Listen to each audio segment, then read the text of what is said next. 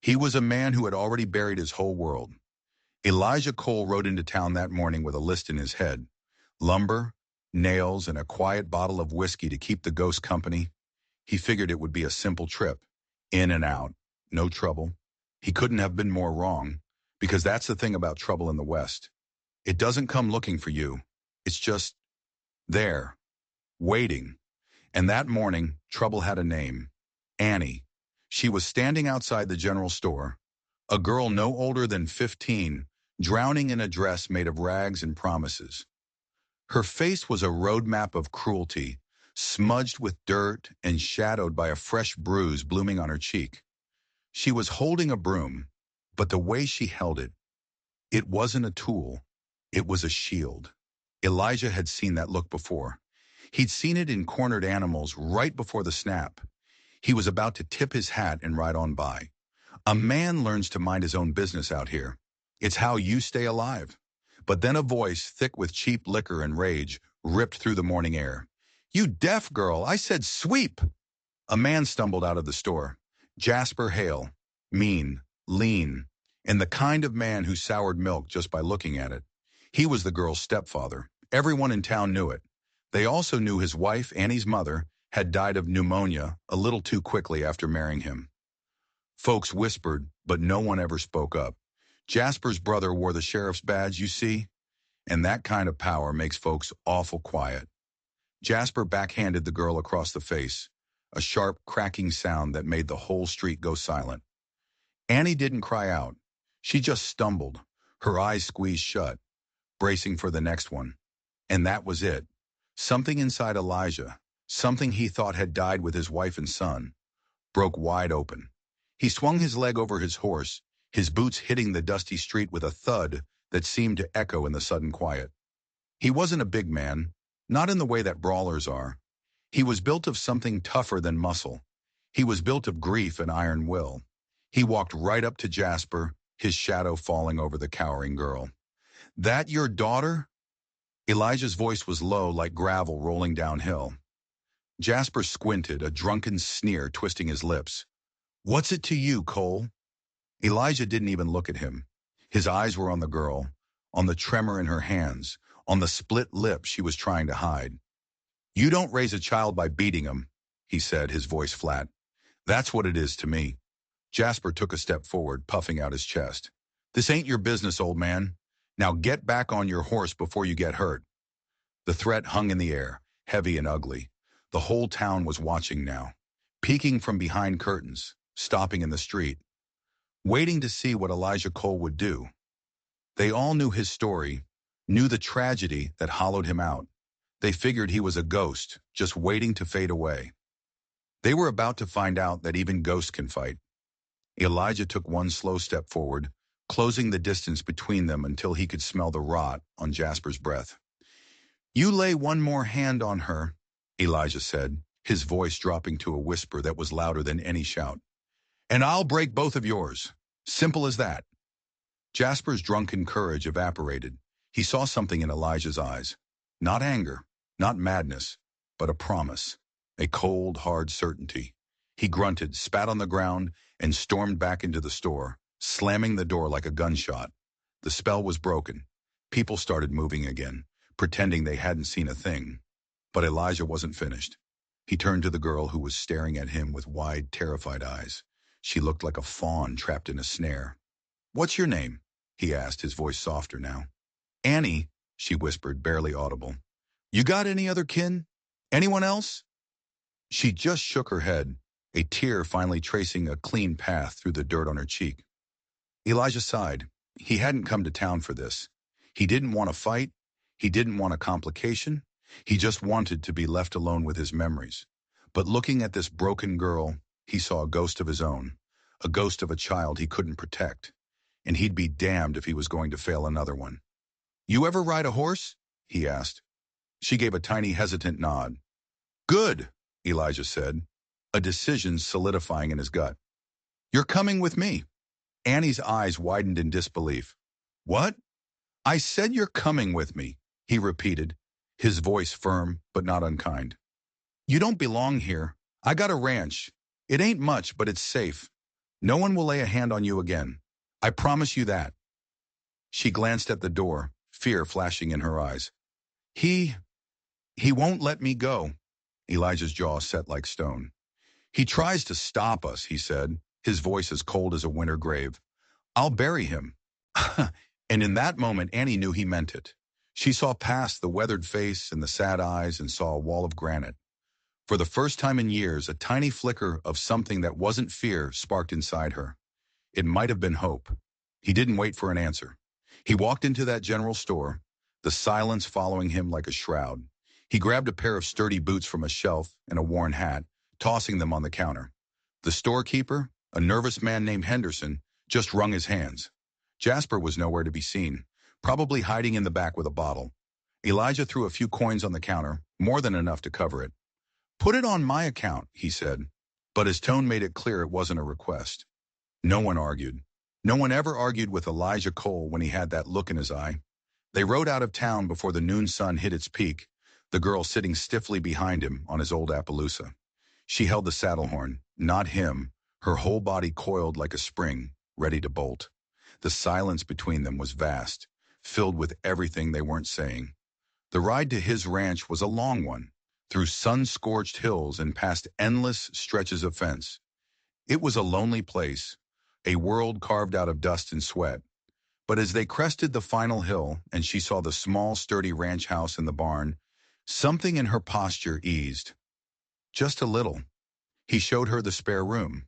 It was dusty, and the bed creaked, but it was clean. It was hers.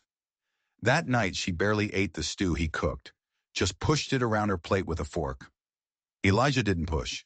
He knew some wounds needed silence to heal. He let her be. The next morning he found her outside at dawn. She was trying to rope a fence post, mimicking the motions she must have seen him make. Her movements were clumsy, awkward, but she didn't stop. She missed. She tried again. Missed again. Her frustration was a palpable thing. "Loosen your wrist," he called from the porch, holding a cup of coffee. "You're not strangling a snake." She jumped, startled, but then she adjusted her grip. She threw the rope. This time it landed. It wasn't perfect, but it was a start. A small, crooked smile touched her lips for a second before vanishing. But he saw it. Days bled into weeks. Annie worked. She didn't talk much, but she worked. She fed the horses, mucked out the stalls, learned to mend a fence post and patch a roof. Elijah didn't treat her like a child or a guest. He treated her like a partner. He taught her how to handle a rifle, how to track a deer, how to read the clouds for rain. He was teaching her how to survive. Her voice, when she used it, grew a little stronger each day. The questions started small. Why does a horse spook at a shadow? Then they got bigger. What happened to your son? He told her.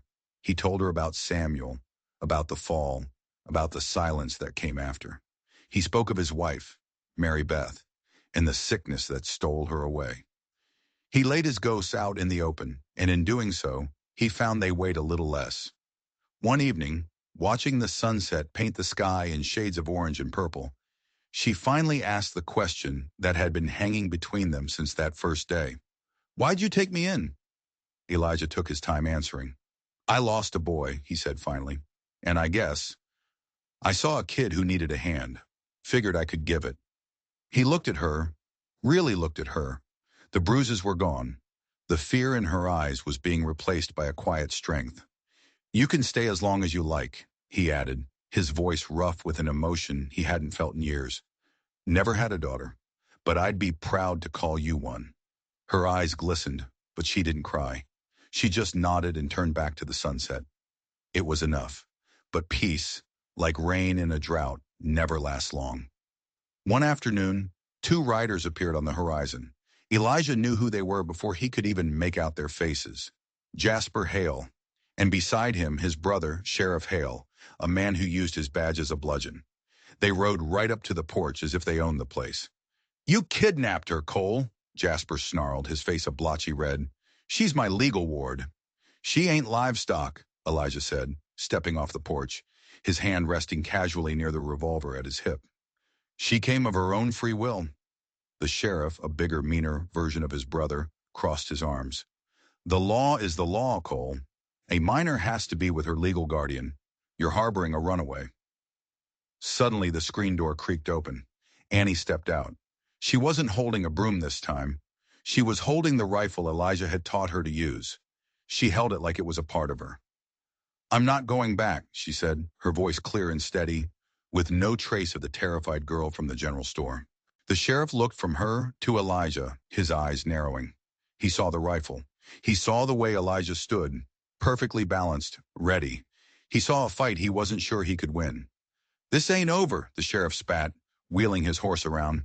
Jasper shot Annie a look filled with pure venom before following his brother. They rode off, leaving a cloud of dust and unresolved menace hanging in the air. That night, as they sat by the fire, a new kind of silence settled between them, not of healing but of anticipation. You scared? Annie asked, her voice small again.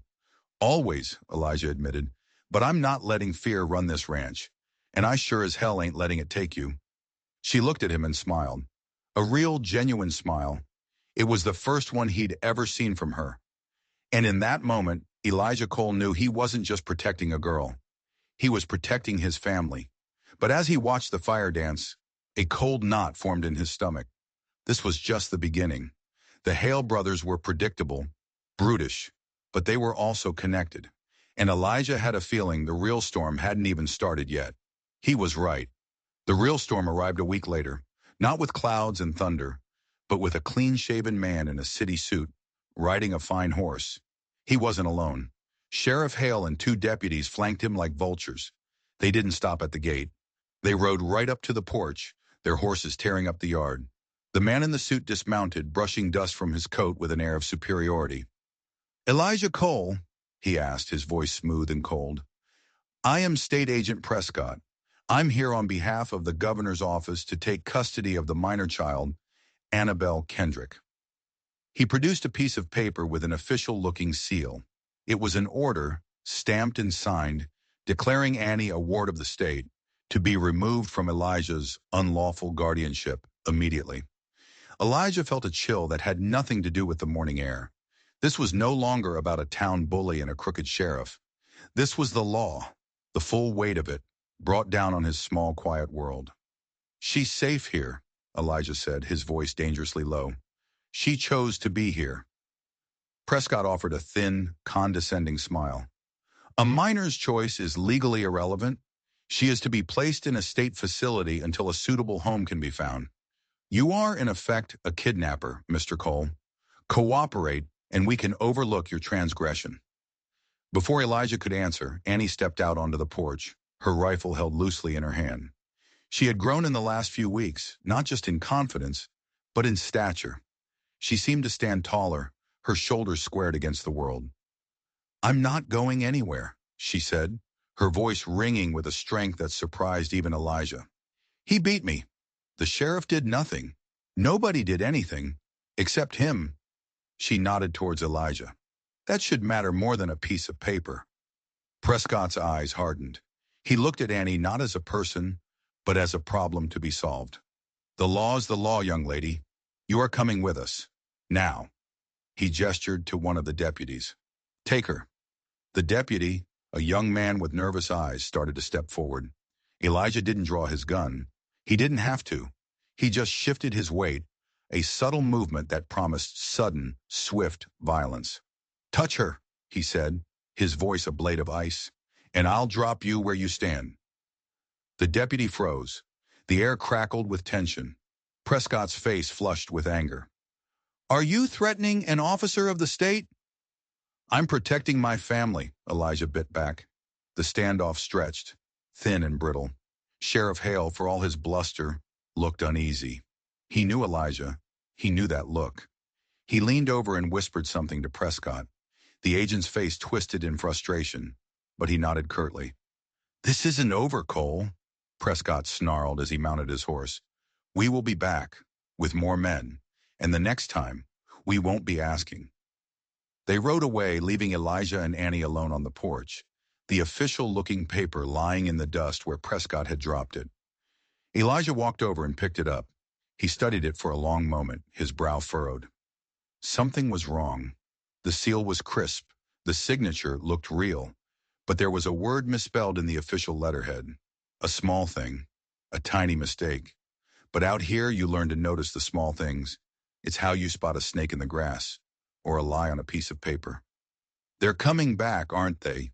Annie asked, her voice trembling slightly. "Yes," Elijah said, his eyes still fixed on the paper. But then he looked at her, and a grim determination settled on his face. "But something's not right about this. That man, he wasn't a lawman." "What do you mean?" "Real government men," Elijah said, his mind racing back. "They have a certain look in their eyes, a kind of tired boredom. That man, he had the eyes of a wolf. He wasn't here to enforce the law. He was here to collect something." A shiver went down Annie's spine. If he wasn't from the government, then who was he? Who had the power to forge official documents and bring the local law to heel? The problem was far bigger and far more dangerous than they had ever imagined. The world that had been trying to crush Annie was suddenly much, much larger than one drunken stepfather, and it was coming for them both. Word travels fast in a place where there's not much else to do but talk. The story of Elijah Cole facing down a state agent spread like wildfire. Some folks shook their heads, saying the old man had finally lost his mind. But others listened closer. They were people who had their own quiet grudges against the Hale brothers, people who had been squeezed for taxes, had land disputes settled suspiciously in someone else's favor, or just plain didn't like the smell of corruption. A few days after Prescott's visit, a rider approached the ranch. He was a gnarled old tracker named Boyd, a man who spoke more to animals than to people. He didn't say a word. He just rode up, left a heavy sack of dried venison and a brand new scope for a rifle on the porch, gave Elijah a single sharp nod, and rode away. It was a message. You're not alone. The next day, 2 more men came. They were brothers who ran the blacksmith shop in the next county over. They brought lumber, nails, and their hammers. "Heard you might need a hand with some repairs," one of them said with a grim smile. They weren't just talking about the barn door. Soon another man arrived. His name was Eli Monroe. He was a cattleman who'd fought in the war and had a reputation for being as mean as a cornered badger and twice as fast with a gun. "Word is," Monroe said, spitting a stream of tobacco juice into the dust, "the railroad is trying to push through this valley, and Sheriff Hale has been buying up deeds for pennies on the dollar from anyone who gets into trouble." Suddenly, the pieces clicked into place. Jasper's abuse, the sheriff's intimidation, the fake state agent. It wasn't about Annie, not really. She was just a pawn. They wanted the land. Her mother's land, the small plot that bordered Elijah's, was the key. Jasper needed Annie gone, in state care or in the ground, to get full control of it. And Elijah's ranch was standing in the way of a very rich, very powerful railroad company. Prescott wasn't a state agent. He was a hired gun, a union buster, a man paid to clear obstacles. And right now, Elijah and Annie were the biggest obstacle in the valley. The misspelled word on the document wasn't a mistake. It was arrogance. They never thought some broken-down old rancher would be smart enough to notice. "So this ain't about the law at all," Elijah said, the cold realization washing over him. "It's about greed." "Always is," Monroe grunted. "And men like Prescott don't give up. They don't come back with more papers. They come back with fire." They started preparing for a war. Under Monroe's guidance, they reinforced the fences, boarded up windows on the house, and set up watch posts on the ridges overlooking the ranch. They were no longer just a stubborn old man and a rescued girl. They were a small, defiant garrison. Annie was a different person in those days. The fear was still there, lurking in the shadows, but it was overshadowed by a cold, hard resolve. She practiced with her rifle from sunup to sundown, her shots becoming unnervingly accurate.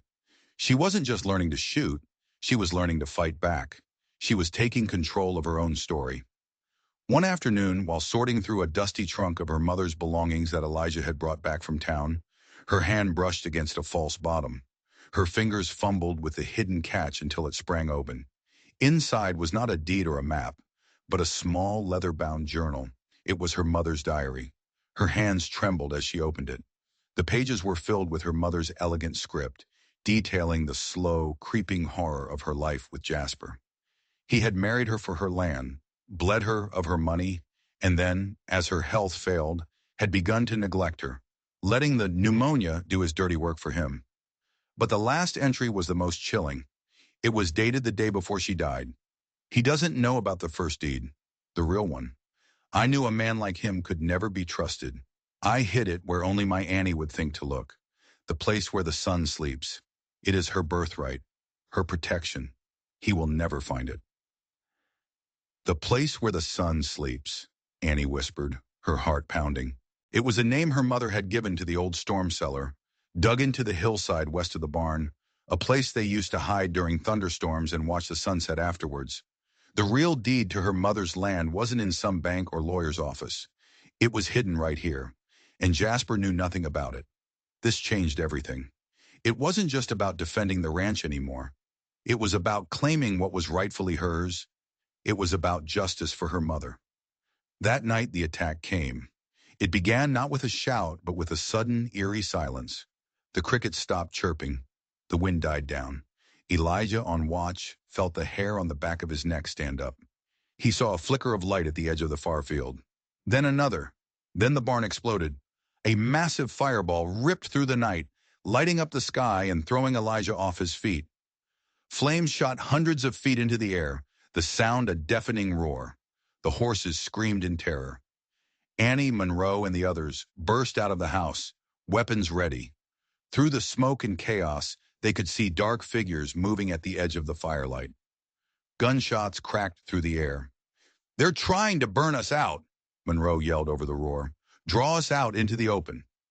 But as the main force of attackers focused on the house, Elijah saw two figures break away from the group, running not towards the house but towards the hillside, towards the storm cellar. His blood ran cold.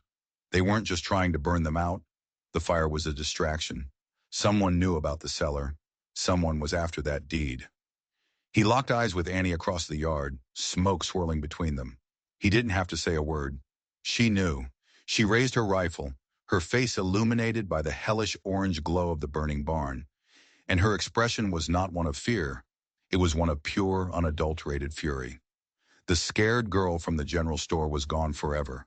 In her place stood a hunter, and she was ready to protect her territory.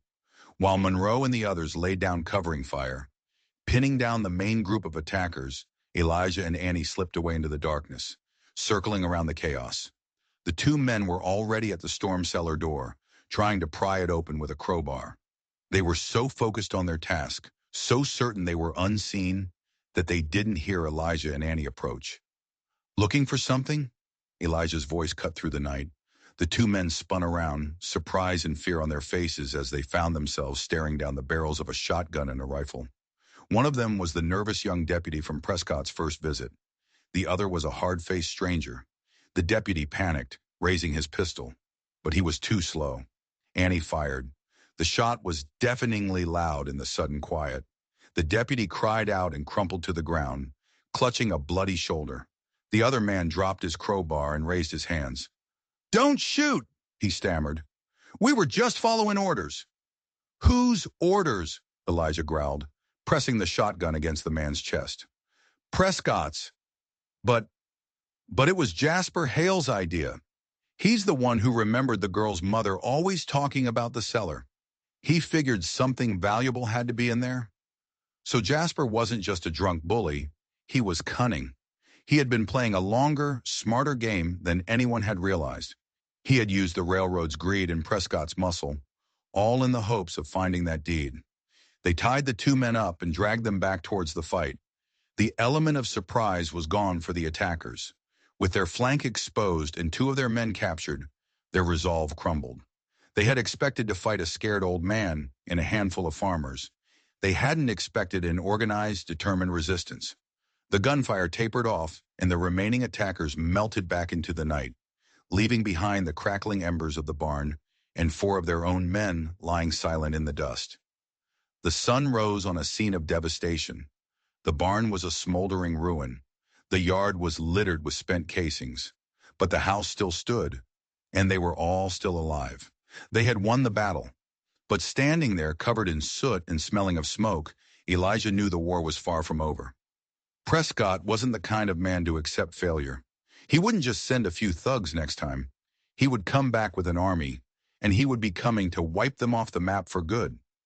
Annie walked over to the storm cellar, her mother's journal clutched in her hand. She opened the heavy wooden doors and descended into the cool, earthy darkness. Using an old lantern, she found it.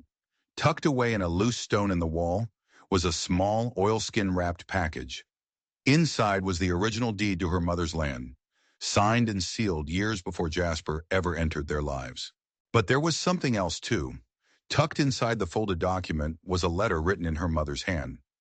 "My dearest Annie," it began, "if you are reading this, it means I am gone, and the wolf I married has shown his teeth. The deed will protect your land, but this letter is to protect your life. Jasper did not just let me die. He helped it along. Dr. Miller from Clark County knows the truth. He suspected the pneumonia was not what it seemed and took a sample of my blood. He told me he would keep it safe. He was afraid of Sheriff Hale. If you are ever in true danger, find him. He is a good man. He holds the proof that will send Jasper Hale to the gallows." Elijah read the letter over her shoulder, his face grim. This was it. This was the weapon they needed. It wasn't just about land anymore. It was about murder. They now had the proof to destroy the Hale brothers and expose the entire conspiracy. But Clark County was a 2-day ride away, and Dr. Miller was a man living in fear of the very people they were fighting. Getting to him and convincing him to speak would be a suicide mission, and they had no doubt that Prescott and his army were already on their way. They were trapped. They had the truth, but they were about to be silenced forever. Time had run out. They had a choice to make, and they had to make it fast. Monroe argued for running. "We take the deed and the letter and ride for federal territory. We can live to fight another day." It was the sensible choice, the logical one. But Elijah looked at Annie. He saw the fire in her eyes, the steel in her spine. She had spent her whole life running and hiding. She wasn't running anymore. "No," she said, her voice quiet but unshakable. "This ends here, on our land, for my mother." Elijah felt a surge of pride so fierce it almost took his breath away. This was no longer the broken child he'd found outside the general store. This was a warrior. "All right," he said, turning to Monroe. "Then we don't run. We fight. But we need a plan. We can't just wait for them to slaughter us." The plan they hatched was desperate, a long shot born of courage and necessity. Two of the blacksmith brothers, the fastest riders among them, would leave immediately. They wouldn't ride for Clark County. That's what Prescott would expect. Instead, they would ride east to the telegraph office 2 towns over, far outside of Sheriff Hale's jurisdiction. They carried with them a carefully written message, signed by every man at the ranch, addressed to a federal marshal in Austin that Monroe had served with during the war. A man known for his bulldog tenacity and his hatred of corruption. The message detailed the land grab, the forged documents, and the murder accusation against Jasper Hale. It was a cry for help, a single spark shot into the darkness, hoping someone would see it. But the telegraph would take time. The marshal, even if he believed them, was days away. They were buying a chance, not a certainty. For the rest of them, their job was to hold the line, to survive long enough for that chance to pay off. They spent the next 36 hours turning the ranch into a fortress. They dug trenches, built barricades from the scorched timbers of the barn, and created overlapping fields of fire. Annie, with her keen eye, found the perfect sniper's nest in the rocks on the ridge behind the house. She knew every inch of this land, every dip and swell, every shadow. This was her home, and she would make them pay for every single step they took on it. As the sun set on the second day, a scout rode in, his face pale. "They're coming," he said, his voice strained. "A lot of them. At least 30 riders. 30 hired guns against 7 defenders. The odds were impossible." As darkness fell, a heavy, oppressive silence descended on the ranch. The men checked their weapons, shared swigs from a whiskey bottle, and made their peace. Elijah found Annie in her perch on the ridge, her rifle resting on a rock, her eyes scanning the dark valley below. "You don't have to do this, you know," he said softly. "None of them will think less of you if you hide." She turned to look at him, the faint starlight illuminating the fierce set of her jaw. "When I was with him," she said, her voice low and intense, "I used to hide all the time, in closets, under the porch. I would make myself small and quiet and pray he wouldn't find me. I promised myself, if I ever got out, I would never make myself small again." She turned back to the valley. "They're coming to take my home, to erase my mother's memory. I'm not going to be small tonight, Elijah." He put a hand on her shoulder, a silent acknowledgement of the incredible woman she had become. He left her there, a lone sentinel watching over their world, and went back to the line. They didn't have to wait long. The attack started just before dawn, in that gray, hazy light where shadows play tricks on the eyes. They came not as a wild charge, but as a disciplined wave of men spreading out to surround the ranch. Prescott was leading them, a grim figure on a black horse, directing his small army with hand signals. The first shot didn't come from the defenders. It came from the ridge, a single sharp crack that echoed across the valley. One of Prescott's lieutenants, who had been pointing towards the house, simply dropped from his saddle. Chaos erupted. Before the attackers could even figure out where the shot had come from, a second crack echoed and another man fell. Annie was firing with methodical precision, sowing confusion and fear before the battle had even truly begun. In rage, Prescott ordered a full assault. The air exploded with the roar of gunfire. Bullets tore through the barricades, splintering wood and kicking up clouds of dust. Elijah, Monroe, and the others returned fire, their shots measured and controlled. They were outnumbered, but they had the advantage of cover and position. For every one of their shots, the attackers fired 10, a wild, undisciplined hail of lead. The fighting was brutal and close. The attackers pushed forward, using the terrain for cover, getting closer and closer to the main house. One of the blacksmith brothers went down, a cry of pain cut short. They were losing ground. The sheer number of guns was overwhelming them. Elijah knew they couldn't hold out for long. The plan was never to win. It was to survive. He saw Jasper Hale hanging back behind the main line of fighters, his face a mask of greedy anticipation. He was waiting for them to be overrun so he could get what he came for. At that moment, Elijah made a decision. He yelled to Monroe, "Cover me! We need to end this!" Before Monroe could argue, Elijah broke from cover, running in a low crouch, zigzagging across the open yard towards a small tool shed that sat off to the side. Bullets whizzed past his head, but he didn't stop. He kicked the door open, his eyes searching for one thing. He found it in the corner, a dusty crate filled with old sticks of dynamite they used for clearing stumps. It was ancient, unstable, but it was all he had. Working with frantic speed, he rigged a crude bomb, a short fuse sticking out of the bundled sticks. This was his last desperate gamble. He burst back out of the shed just as the attackers made their final push, overwhelming the main barricade. He saw Monroe go down, clutching his leg. It was over. But as Prescott and his men surged forward, their victory cries already starting, Elijah lit the fuse. With a primal roar, he hurled the bundle of dynamite not at the men, but at the steep, rocky cliff face that loomed over the narrow entrance to the ranch. The explosion was cataclysmic, a deafening blast that shook the very ground. Tons of rock and earth broke loose, cascading down in a massive landslide that completely blocked the path, cutting off the attackers' advance, and more importantly, their only route of retreat. A shocked silence fell over the battlefield. The attackers were trapped. Their confident smirks vanished, replaced by the panicked realization that they were caught in a box canyon with a handful of desperate people who had nothing left to lose. And then, from the east, came a new sound. It started as a faint drumming, then grew louder and louder, the sound of dozens of horses riding hard. For a heart-stopping moment, Elijah thought they were Prescott's reinforcements. But then he saw them crest the hill. They weren't hired guns. They were lawmen. Real ones. At the head of the column was a formidable man with a snow-white mustache and the coldest blue eyes Elijah had ever seen. The federal marshal. The telegraph had worked. As the marshal's posse swarmed into the valley surrounding the trapped and terrified attackers, the fight drained out of Prescott's men. They threw down their weapons, their faces a mixture of shock and defeat. Prescott stood frozen, his face ashen, as the marshal rode right up to him.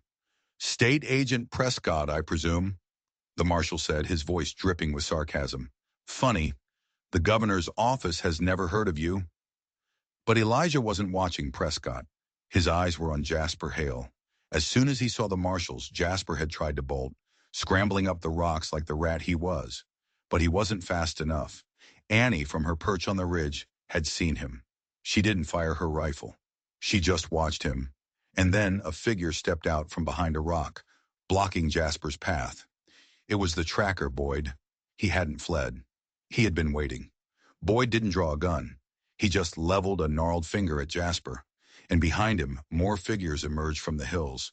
They were the other ranchers, the quiet folk who had been squeezed by the hails and the railroad. They had heard the gunfire and had finally decided that enough was enough. They formed a silent, grim circle around Jasper Hale, their faces hard and unforgiving. He was trapped, not by the law but by the community he had terrorized. His reign was over. In the aftermath, the truth came out in a flood. The captured deputy, hoping for leniency, confessed everything. The forged documents, the railroad plot, Jasper's obsession with the deed. When the marshals rode to Clark County, Dr. Miller, now protected by federal law, handed over the evidence of murder he had kept hidden for so long. The conspiracy crumbled. The railroad company, faced with a federal investigation, disavowed all knowledge of Prescott. Sheriff Hale was stripped of his badge and arrested. Prescott and his men were bound for a federal prison, and Jasper Hale, the drunken, abusive monster who had started it all, was facing a hangman's noose. Weeks later, the ranch was quiet again. The barn was being rebuilt, the fences mended. The men who had come to help had returned to their own lives, leaving behind a new, unspoken bond of respect and friendship. Monroe, his leg healing, had decided to stay on and help run the place. Elijah and Annie stood on the porch, watching the sunset. The valley was theirs, safe. Annie held the deed in her hand, the paper that had cost so much blood. It's funny, she said quietly, all this fighting, for a piece of paper. Elijah looked at her, at the incredible young woman she was, and the hole in his heart, the one that had been there since he lost his own family, felt smaller. It wasn't gone, but it wasn't a gaping wound anymore. It was filled with a new purpose, a new love. We weren't fighting for the paper, Annie, he said, his voice thick with emotion. We were fighting for the home that comes with it. We were fighting for a place to belong. She leaned her head against his shoulder, and they watched the last rays of sunlight disappear, comfortable in the quiet. They had faced the storm and had come out the other side, not unscathed, but unbroken. They were survivors. They were family. Sometimes the greatest fights aren't for land or money. They're for the simple right to exist, to be safe, to have a family. Elijah and Annie proved that when good people decide to stand together, no amount of greed or corruption can stand against them.